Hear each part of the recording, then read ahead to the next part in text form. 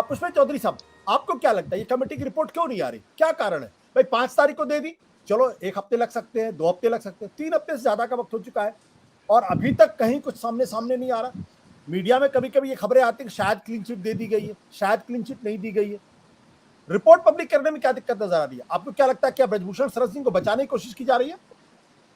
देखिए, निश्चित रूप से ये रिपोर्ट का जो नाटक बीच में किया गया था, ये केवल इसीलिए किया गया था, और मैं बार बार कह रहा हूं, और सारा प्रोग्राम रिपोर्ट की तरफ जा रहा है। रिपोर्ट का कोई रिलीवेंस नहीं है। रिपोर्ट यदि कह भी दे कि क्लीन चिट है, एफआईआर फिर भी खड़ी होगी, शिकायत फिर भी खड़ी होगी, प्रोसीडिंग्स वो है। और रिपोर्ट ये कह भी दे कि भाई ये जो है क्रिमिनल है, या इनको इनके ऊपर आरोप ठीक साबित होते हैं, तब भी ये उसकी रिपोर्ट के आधार पर जेल नहीं जा सकते।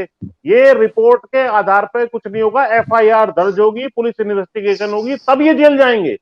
ये बीच में लीपापोती करने के लिए, समय गेन करने के लिए, गवाहों को प्रभावित करने के लिए कौन कौन सामने आया है कंप्लेंट लेकर के, उसके रिश्तेदारों को उनको पैसा देकर के, धमका के। आज ही मैं इंटरव्यू देख रहा था वहां पूनिया का, उसने कहा है एक चैनल पर कि भाई 5-6 लोग आए थे और यहाँ से इन्हीं के घर से जो है ब्रजभूषण शरण सिंह का घर जहां पर ये प्रदर्शन कर रहे हैं जंतर मंतर पर, उसी के कोने पे है, तो वहां से बोला आए थे, कहते यार बहुत खतरनाक आदमी है, तुम किससे पंगा ले रहे हो। इस तरह की बातें आ रही हैं।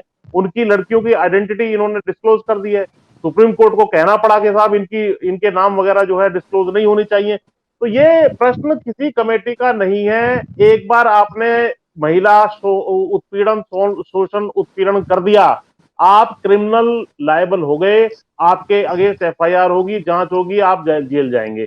एफआईआर का मतलब ये नहीं है कि आपको सजा होगी, सजा बाद में होगी। तो एफआईआर तो लाजमी है, होना है हर हालत में, अगर महिला ने आरोप लगा दिया। दूसरी बात, एक ये बात आई कि शक है आपको, अरे शक की कोई बात ही नहीं है। ये जो उत्पीड़न का काम होता है ना, तो ये कैमरे में होता है ना, उत्पीड़न करने वाला बाद में रसीद देता है कि भाई मैंने आपके साथ ये कर दिया, ये कागजी सबूत है, ना कोई एफिडेविट इसमें होता है। ये तो अंधेरे में छुप के बंद कमरों में ये काम होते हैं। तो उसकी कोई, उसमें महिला का स्टेटमेंट ही सबसे बड़ा सबूत है।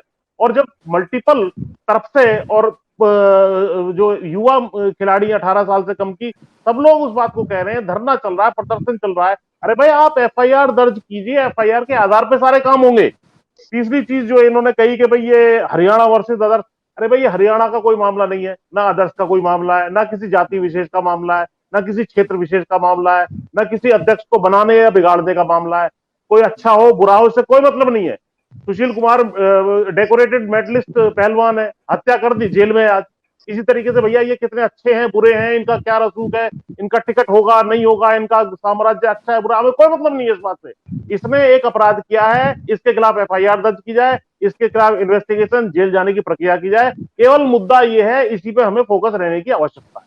जी मनोज जी, क्या आपको लगता है कि ब्रजभूषण शरद सिंह को जेल जाएंगे?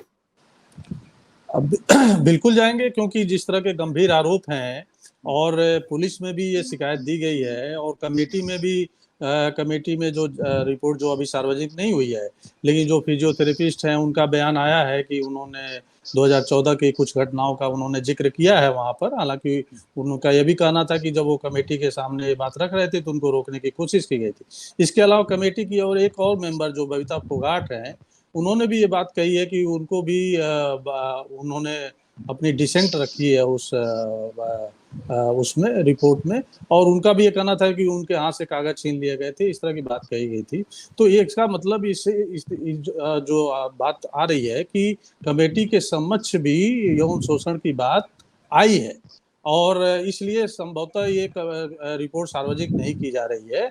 और चाहिए तो ये था कि जब कमेटी के समक्ष यौन शोषण की बात आ गई तो कमेटी को खुद पहल करनी चाहिए थी एफआईआर कराने की।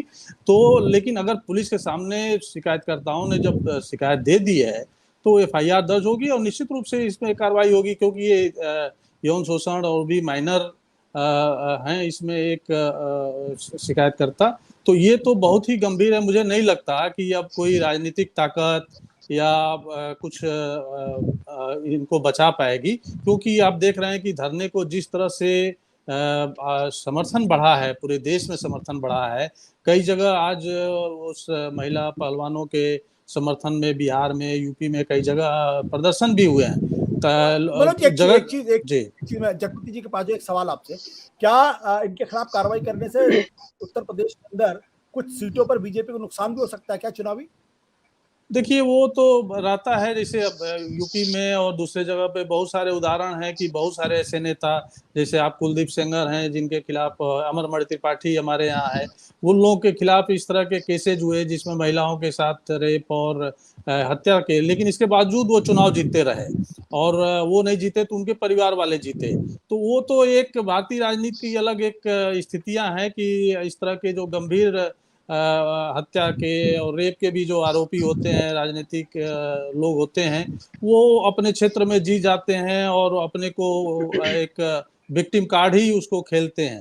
तो वो तो मुझे लगता है कि बीजेपी तो जरूर इससे, क्योंकि वो एक बड़े नेता रहे हैं और लगातार जीतते रहे हैं, उनका आप समझिए कि ब्लॉक प्रमुख से लेके और अभी नगर पंचायत का चुनाव हो रहा है, नगर निकाय का चुनाव हो रहा है, तो उन्हीं के बंदे हैं जिसके ऊपर प्रचार में वो जुटे हुए हैं।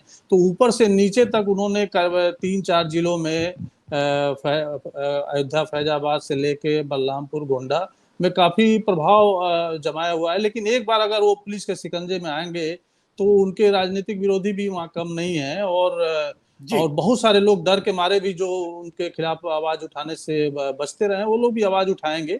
और एक और बात इसमें मतलब इस प्रकरण से हटकर है कि यूपी के राजनीति में वो पिछले 2 वर्षों से अपने को काफी आगे बढ़ा रहे थे। 2 हेलीकॉप्टर खरीद के लाए थे और उससे पूरे घूम रहे थे, और अपने को एक हमको लगता है कि एक पूरे प्रदेश में, खासकर अवध क्षेत्र के एक बड़े नेता के रूप में वो अपने को प्रस्तुत करना चाह रहे थे। इस बीच में आपने देखा होगा कि रामदेव के खिलाफ भी उन्होंने बयान दिया था, योगी के खिलाफ, योगी सरकार के जो बाढ़ में पिछले साल बाढ़ आई थी उसके कामकाज को लेकर भी उन्होंने निशाना बनाया था।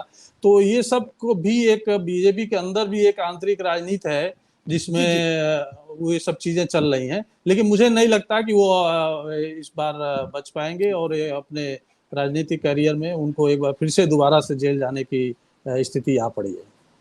सत्य हिंदी का ऐप डाउनलोड करें गूगल प्ले स्टोर पर।